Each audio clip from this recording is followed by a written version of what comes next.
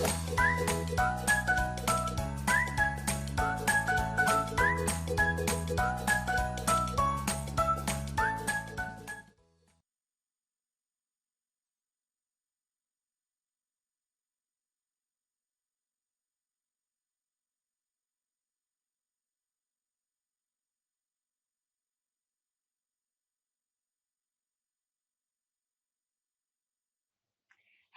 children, I welcome you all to our special English hour.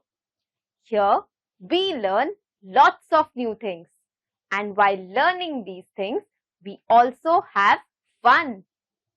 Are you ready for some fun? Let's get started. Children, let's read a story from our textbook. The name of the story is The Selfish Giant. Please open page number 108 from your textbook. Now I will be reading this story and I request you to point at the words as I read them. And if you don't have a textbook, listen to me carefully. Every afternoon, as they were coming from school, the children used to go and play in the giant's garden. It was a large, lovely garden with soft green grass. Here and there, over the grass, stood beautiful flowers like stars. And there were 12 peach trees that in the springtime broke out into delicate blossoms of pink and pearl, and in the autumn bore rich fruit. The birds sat on the trees and sang so sweetly that the children used to stop their games in order to listen to them. How happy we are, they cried to each other. This is a story about a giant. Do you know what a giant is? A giant is a huge man. So in this story, the giant used to live in a beautiful house, and outside his house, he had a beautiful garden. The children in the story used to come and play in this garden after their school. This garden had beautiful peach trees. In winter or in spring, this tree had beautiful pink colored flowers, and in autumn it had rich fruits. Children loved playing in this garden. One day the giant came back. He had been to visit his friend the Cornish ogre and had stayed with him for 7 years. After the 7 years, he determined to return to his own castle. When he arrived, he saw the children playing in the garden. "What are you doing here?" he cried in a very gruff voice, and the children ran away. "My own garden is my own garden," said the giant. "Anyone can understand that, and I will allow nobody to play in it but myself." So he built a high wall all around it and put up a notice board. "Trespassers will be prosecuted." He was a very selfish giant.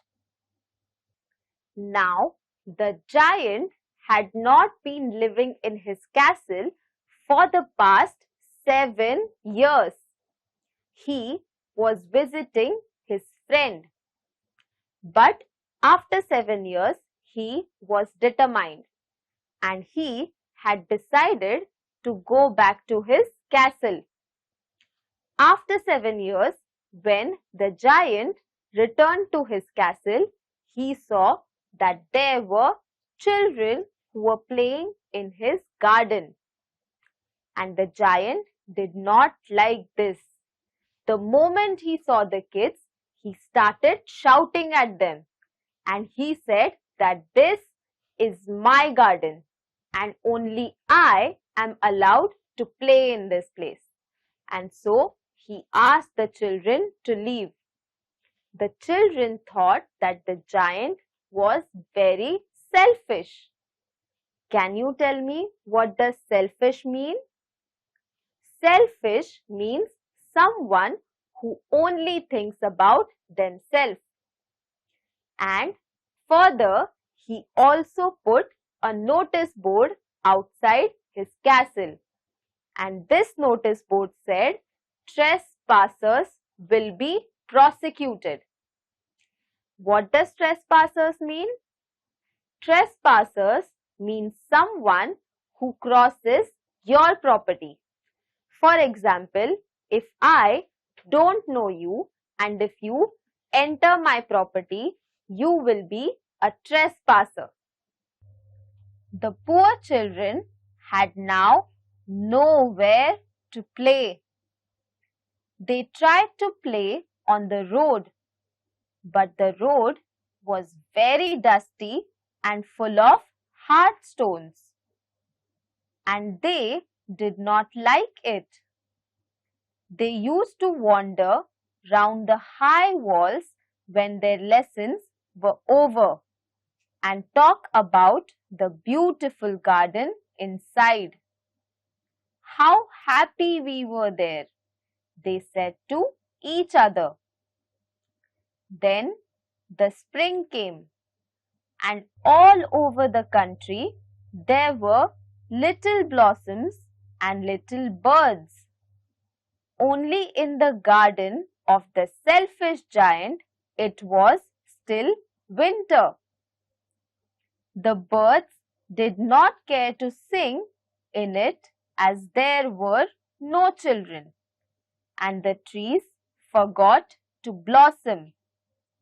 Once a beautiful flower put its head out from the grass, but when it saw the notice board, it was so sorry for the children that it slipped back into the ground again and went off to sleep.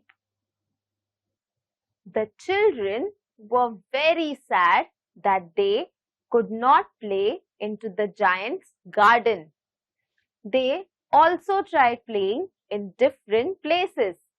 They tried playing on the road too, but that did not make them happy. After school, they used to stand outside the castle and think about how beautiful the garden is and how much fun they had when they played in the garden. The only people who were pleased were the snow and the frost. Spring has forgotten this garden, they cried. So we will live here all the year round. The snow covered up the grass with her great white cloak, and the frost painted all the trees silver.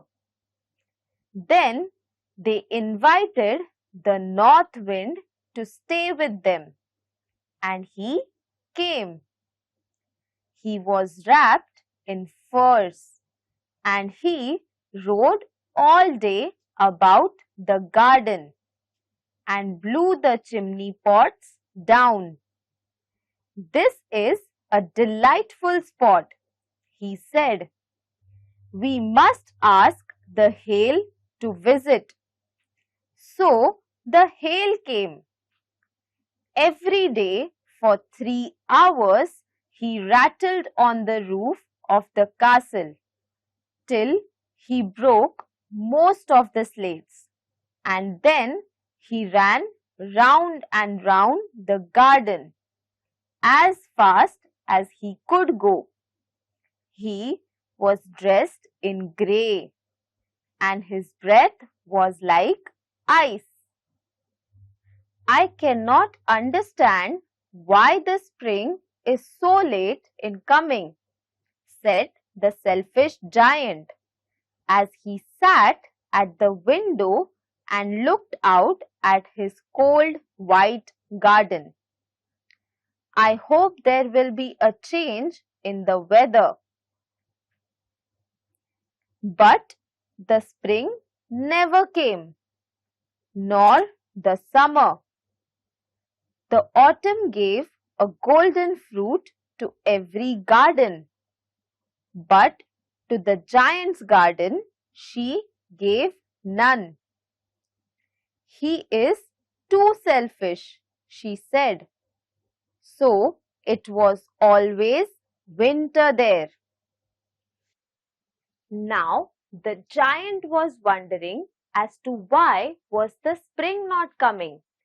He used to sit by his window and look outside it, and he could only see the snow.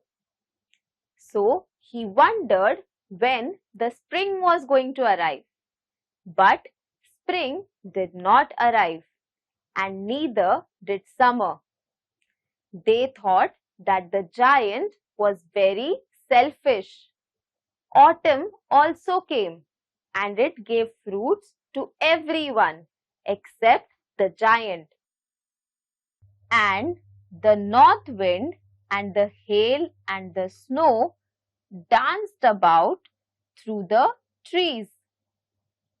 One morning, the giant was lying awake in bed when he heard some lovely music. It sounded so sweet to his ears that he thought it must be the king's musicians passing by. It was really only a little linnet singing outside his window. But it was so long since he had heard a bird sing in his garden that it seemed to him to be the most beautiful music in the world. Then the hail stopped dancing over his head, and the north wind ceased roaring, and a delicious perfume came to him through the open casement. I believe the spring has come at last, said the giant, and he jumped out of the bed and looked out. What did he see? He saw a most wonderful sight. Through a little hole in the wall, the children had crept in, and they were sitting in the branches of the trees. In every tree that he could see, there was a little child. And the trees were so glad to have the children back again that they had covered themselves with blossoms and were waving their arms gently above the children's heads. The birds were flying about and twittering with delight, and the flowers were looking up through the green grass and laughing. It was a lovely scene, only in one corner it was still winter. It was the farthest corner of the garden, and in it was standing a little boy. He was so small that he could not reach up to the branches of the tree, and he was wandering all around it, crying bitterly. The poor tree was still covered with frost and snow, and the north wind was blowing and roaring above it. "Climb up, little boy," said the tree, and it bent its branches as low as it could. But the boy was too tiny. The giant saw that there was a small hole in the huge wall, and through this small hole children had crept in, and all these children were sitting on the tree. Each tree had at least one child sitting on it.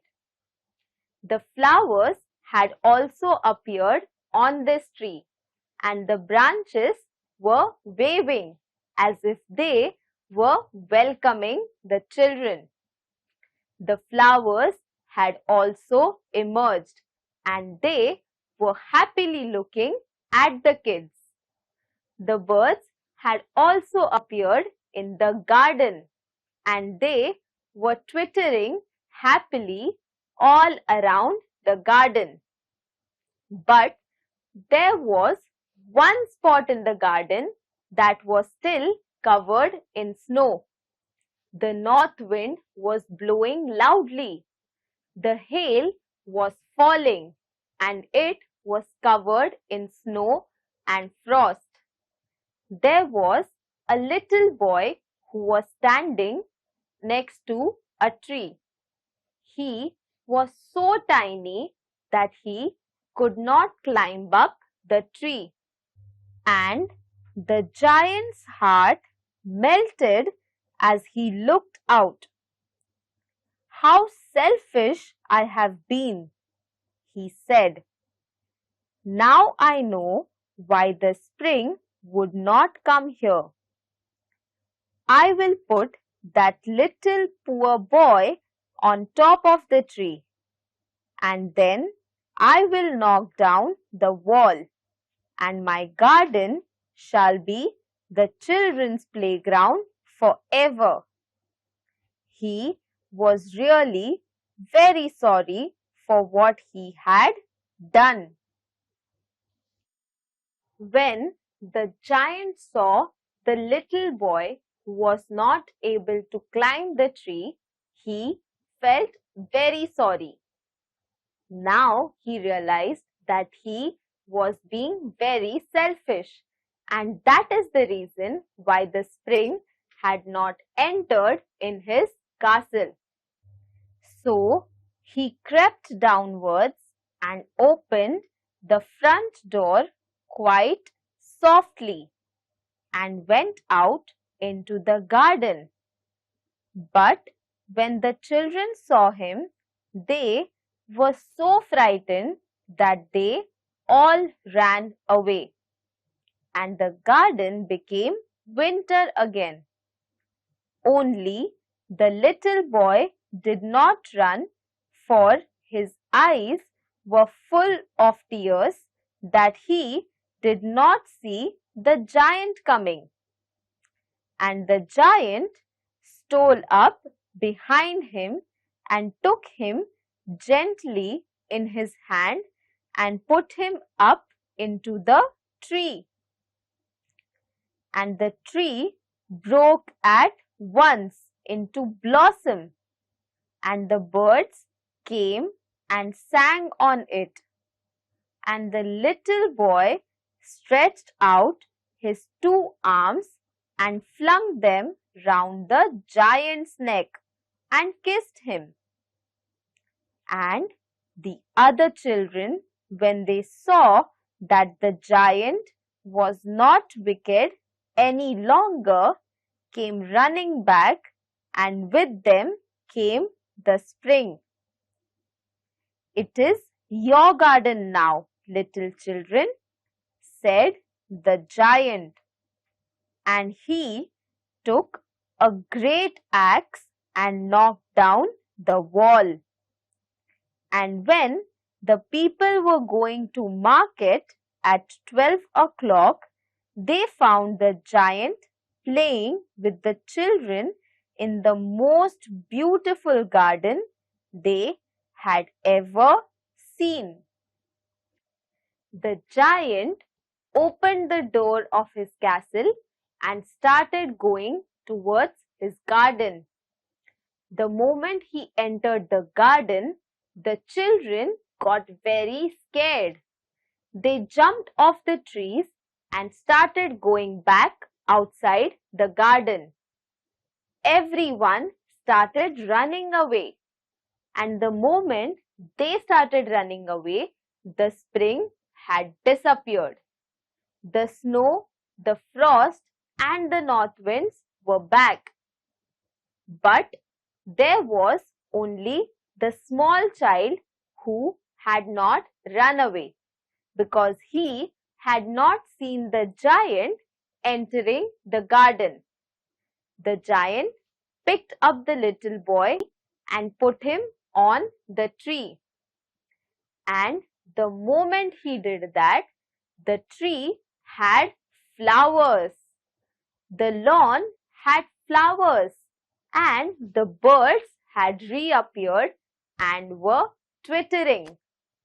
The little boy was so happy that he hugged the giant around his neck.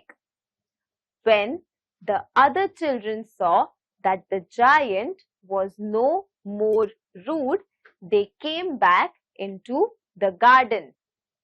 The giant had finally understood his mistake and he felt very sorry about it.